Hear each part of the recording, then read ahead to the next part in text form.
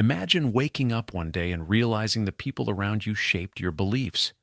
Maybe they didn't just shape your beliefs, they shaped your limits. And what you call self-sabotage might actually be a pattern you learned to survive. By the end, you'll understand the silent loop that keeps pulling you back, right when you're about to change. Self-sabotage isn't just procrastination. It's not laziness. It's not bad habits. It's the moment you get close to something good, and suddenly you can't breathe in it. You start the project, then lose momentum. You meet someone healthy, then pick a fight over nothing. You finally build discipline, then one small mistake turns into a week of giving up. Here's what most people miss. Self-sabotage usually isn't random. It follows a script. And that script often comes from your environment, the moods you grew up around, the approval you learned to chase, the conflict you learned to avoid, the standards you thought you had to meet just to be seen. Not because people are evil, not because you're weak, but because the human brain is a historian, not a prophet. It remembers what kept you safe. Then it repeats it. In this video, you'll learn how self-sabotage actually forms, why it feels automatic, and how to interrupt it without turning your life into a strict punishment plan. We'll break down 4 silent forces: the invisible beliefs you inherited, the comfort of familiar pain, the identity you protect without realizing it, and 4, the fear that appears right before growth, disguised as logic. Now watch what happens next. Because once you can see the pattern, you stop negotiating with it. You start outsmarting it. Here's the frame in plain English. Self-sabotage is when your protective instincts hijack your progress. It's like wearing a mask that used to protect you from a harsh world. Until one day, you forget it's a mask. You start speaking through it. You start living behind it. And that's when you notice. The sabotage isn't the real enemy. The unspoken fear underneath it is. But then, why does your mind resist what you say you want? Here's the twist. Your brain doesn't prioritize happiness. It prioritizes familiarity.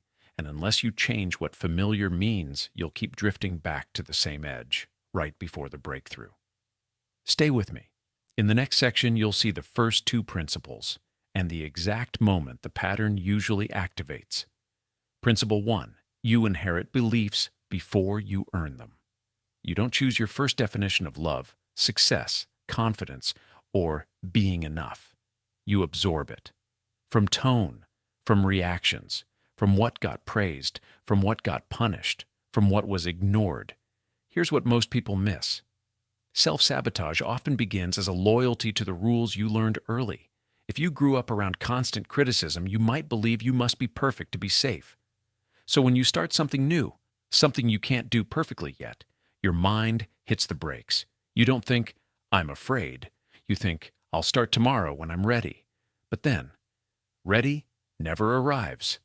Mini scenario. You plan to post your work online. You open the app. Your thumb freezes. You tell yourself it's not good enough, then you scroll for an hour. Now watch what happens next. That scroll isn't just distraction. It's protection from judgment, real or imagined, because somewhere in you, judgment equals danger. Principle 2. Familiar pain feels safer than unfamiliar peace. This sounds insane until you've lived it. If chaos was normal, your body can mistake calm for something suspicious. If love came with anxiety, your body can mistake steady affection for boredom.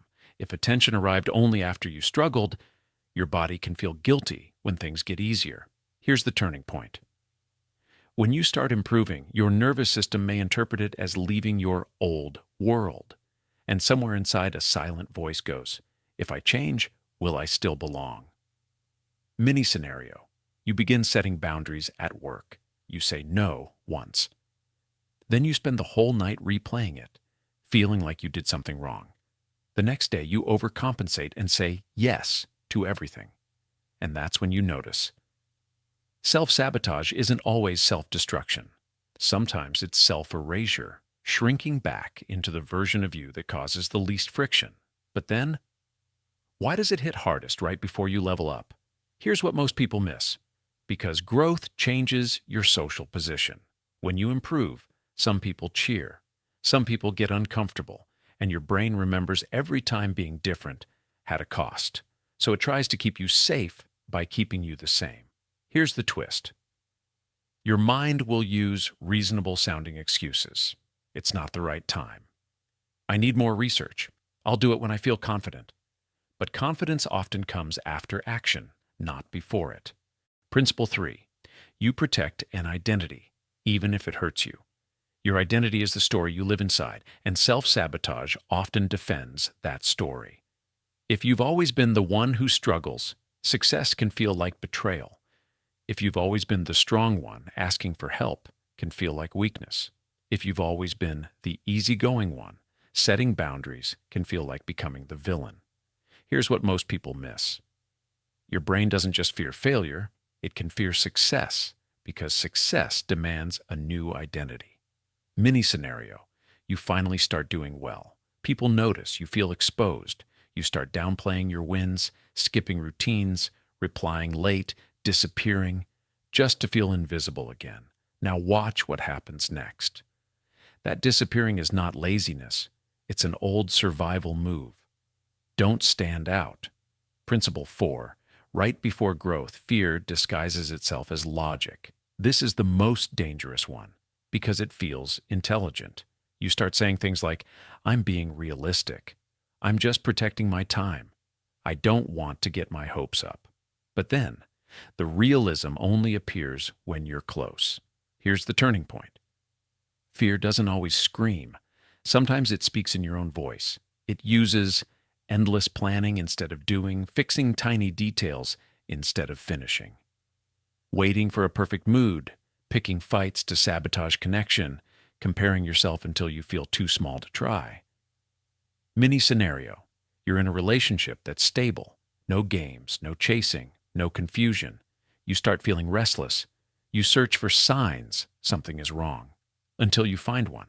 And that's when you notice your mind may prefer a problem it understands over a peace it doesn't know how to hold. Here's the twist. Self-sabotage is often a nervous system habit, not a moral failure. So the solution isn't self-hate, it's pattern interruption with compassion and precision.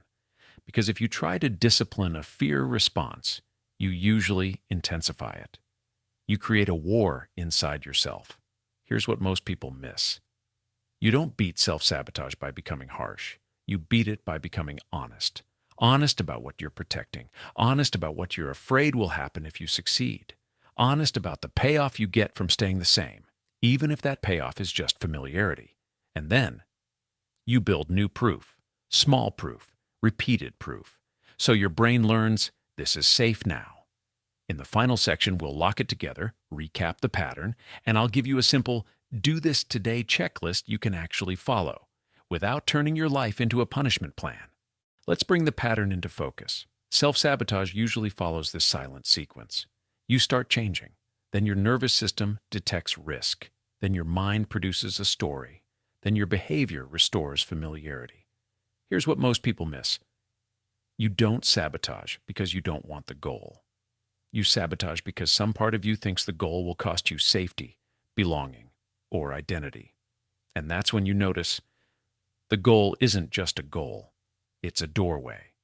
On the other side is a version of you that feels unfamiliar. So today you don't need a new personality. You need a new response at the exact moment the loop begins. Now watch what happens next. Because the moment you catch the pattern in real time, you gain power. Do this today. Checklist, name the moment. When you feel yourself pulling back, say, this is the pattern starting. Find the fear under it. Ask, what am I afraid will happen if this works? Shrink the step. Make it so small your brain can't argue. 5 minutes, one message, one paragraph, one rep. Close the loop. Finish one tiny action pullnessed you. Then stop. Let completion teach safety. Replace punishment with proof. Track evidence of safety daily. What you did, what happened, what didn't happen. Here's the twist. You're not trying to become fearless. You're training your system to trust you. Ethical note. This isn't about controlling other people or winning social games. It's about getting free from automatic patterns so you can choose your actions with clarity, respect, and self-control. But then, what if you relapse? Here's what most people miss. A relapse isn't a reset. It's information. It shows you where the fear still lives. Your job isn't to be perfect. Your job is to keep returning without cruelty. If you want more videos like this, calm cinematic psychology with practical steps, subscribe and share this with someone who's hard on themselves when they slip. And here's my question for you to answer in the comments. What do you sabotage most? Your work, your relationships, or your self-worth? And what do you think you're secretly trying to protect?